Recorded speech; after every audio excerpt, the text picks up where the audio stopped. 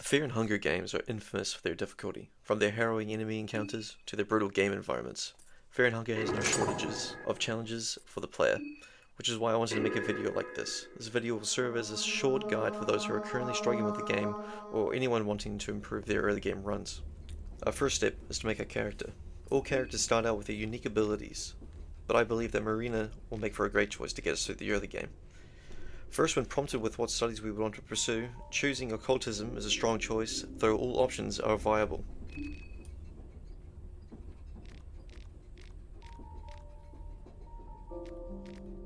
Next, we are presented with which god we want to max out our affinity with. Gorgoroth is one of the best choices here, as it provides us with some of the best spells in the game that will certainly benefit us in the long run. When preparing for our travels, taking something to read is going to be the most advantageous option, specifically the Book of the God of Fear and Hunger. This book will allow us to grow our affinity with the God of Fear and Hunger while also providing us with free saves. Something to note is that the book we receive will be random, and if you receive the book you don't want, you will have to repeat the character creation process to receive the book you do want.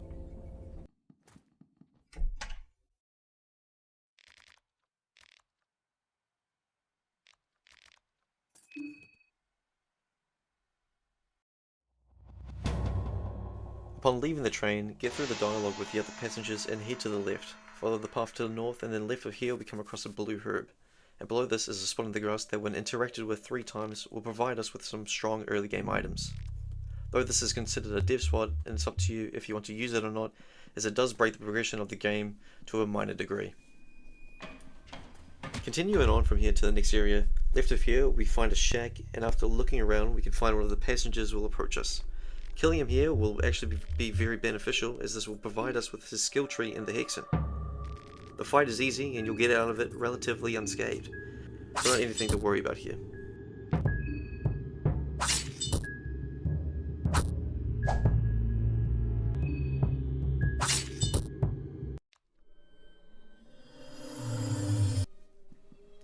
After the fight, head to the right following the path to reach the next area.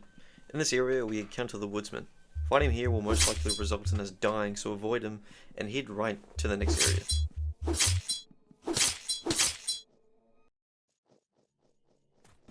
Upon arriving in Old Town, avoid all enemies and head to the top left of the area and exit the town.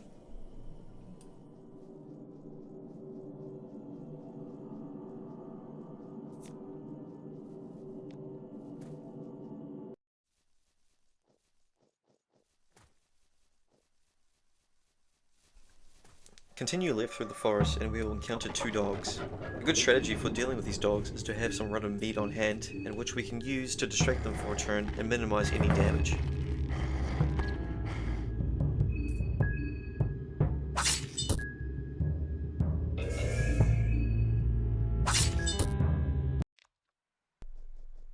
After dealing with them, we can keep heading left and we arrive at a fence with a hatch in the middle. Here we can recruit our first party member, Abella. Enter the hatch with her and agree to explore with her, which she will now be a permanent member of your party.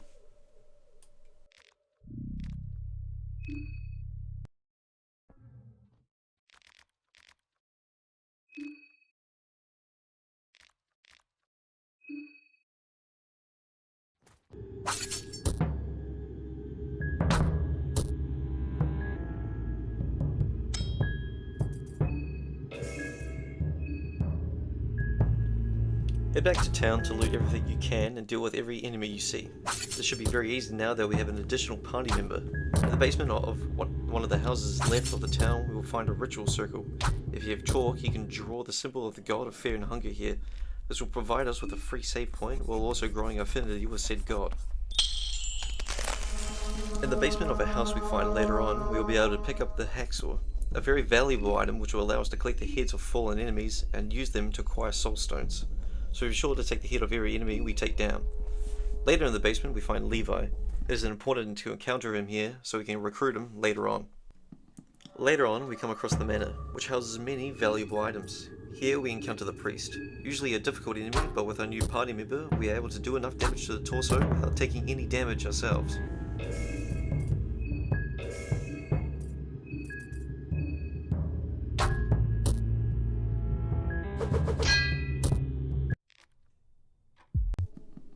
After we finished exploring the manor, continue through the rest of the town.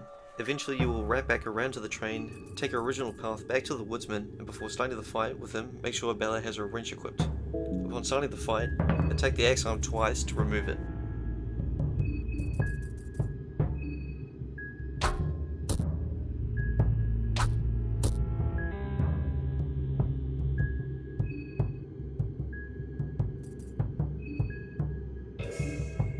On the second turn, destroy the appendage and hit the right arm with a revved up attack.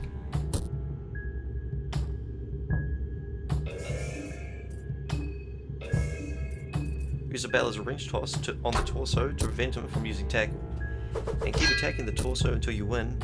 After the fight, you can now explore the house for some loot.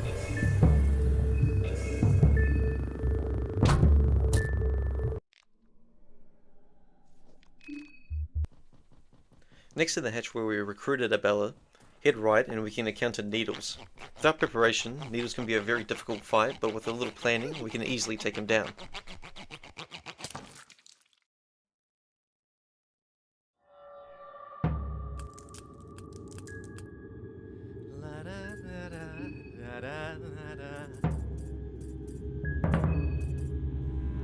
Start by using glass shards on his head, which will reduce his accuracy greatly. Have Abella wrench toss one of his arms to reduce the chance of taking any damage. We want to attack out both his arms around the same time to avoid him using his pistol. Each arm takes around 4 hits to destroy. After this, we can just keep attacking his torso to kill him.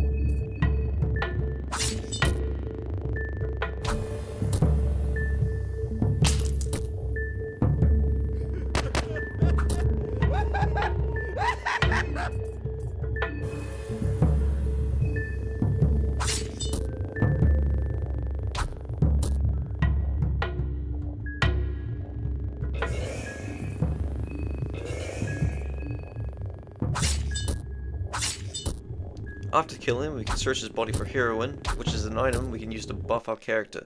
We also need it to recruit our next party member. Head back to the town square and open the gate to the north with the bolt cutters. It's important to mention, if you didn't use the aforementioned dev spot, you will not have the bolt cutters, requiring you to use an alternate route into the city.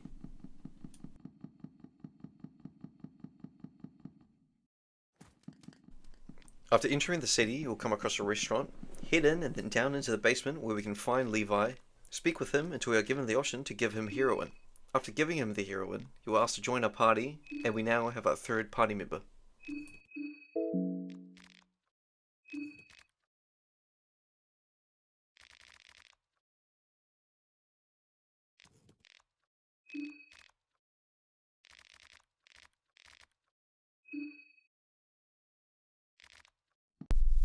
Head back into town and start making your way back to the shack where we encountered Tanaka. In the shack is a ritual circle where you can draw the Venushka symbol. To draw the Venushka symbol, we will need the Book of Venushka, which is a random drop from bookcases. If you don't have it at this point, you'll have to progress through until you obtain the book or take a different route to the deeper woods. Upon drawing the symbol, you'll be able to climb up the tree and reach the deeper woods.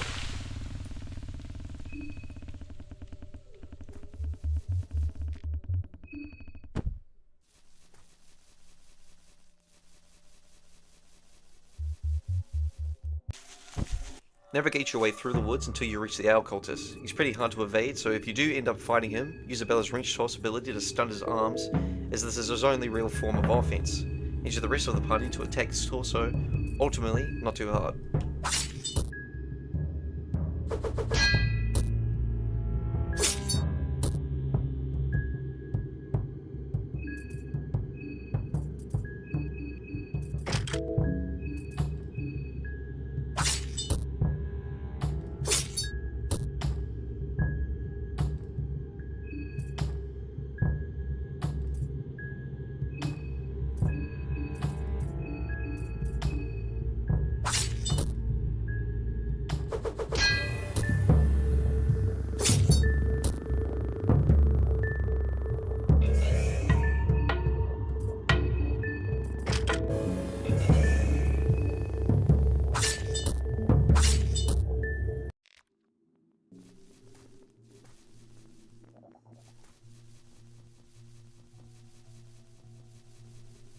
Continue through the area until you reach the gap under the tree line. Enter then, head left, and you will reach the next area. Beware of the centaur in the area. Do your best to evade him by strafing up or down when he charges at you. Getting into a fight with him just isn't worth it. After the centaur, you should run into a bunker. Make your way down the bunker and reach the generator to turn the power back on.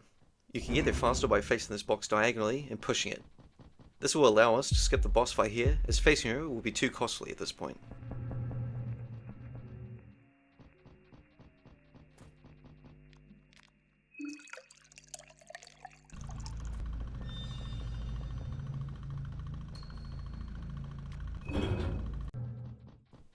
Now head back to the elevator and ride it down.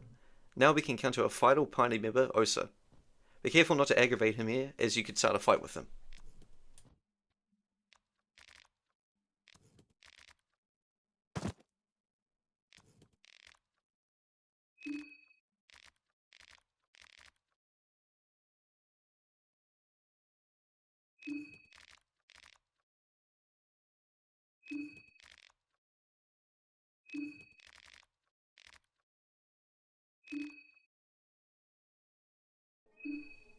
Now with a full party, we can do some final tasks to bolster our strength. Start by heading to the woodsman's house or mansion and sleep in one of the beds. By doing this, Sae-Marie will appear and we can now attack her.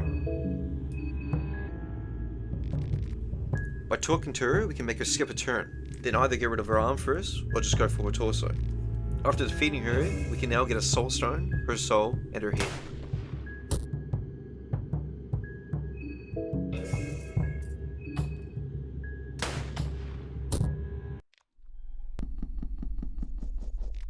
Next we can head to the ritual circle in the basement of the house next to the mansion and sacrifice all non-contestant heads for soul stones.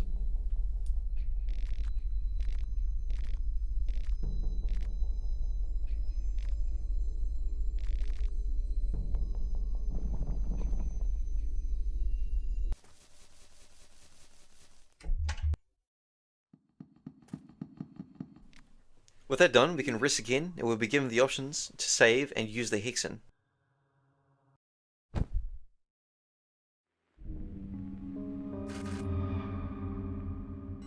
By using the Hexen, we can give our characters skills and stat buffs. I would recommend going for the +1 agility for an extra turn, Black Smog to blind enemies, Black Orb for damage, Occultism for extra rev, Pyromancy Trick to deal burn to enemies.